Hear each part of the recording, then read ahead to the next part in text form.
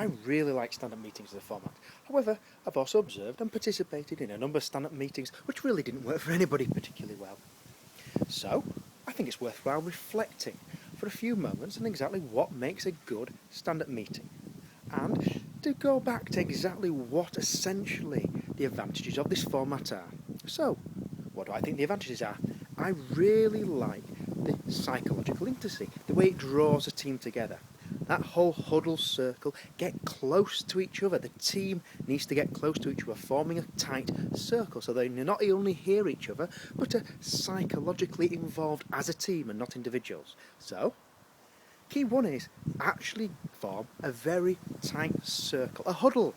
You see in sports games, and it works because you feel like a team. Secondly, length. One of the great things about a stand-up meeting as a format is its limited duration. Its duration is limited by fatigue.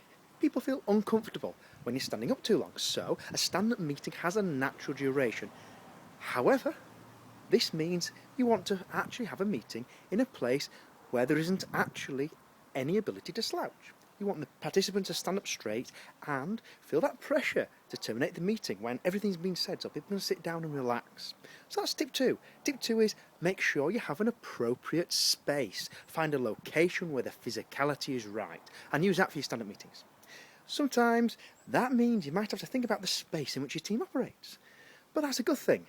Space, physicality, location, these are things which you can influence and indirectly influence the psychology of your team. Improve your team without really having to do anything more than moving space and location around. So, what are the don't do's? Well, I actually think you really need, for effective stand-up meetings, a small team. You want 6, 7, 8, no more than that. If your stand-up meeting has a lot of people in, what will happen is it takes too long and there is no psychological intimacy. People feel they're broadcasting to outside the team to a much bigger group, so make sure it's just the team. Other thing, duration. You need some small structure, but you need to ensure that it's short enough to keep the duration short and useful.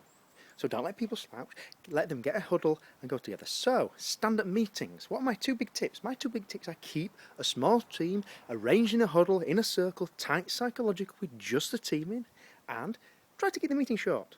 Okay,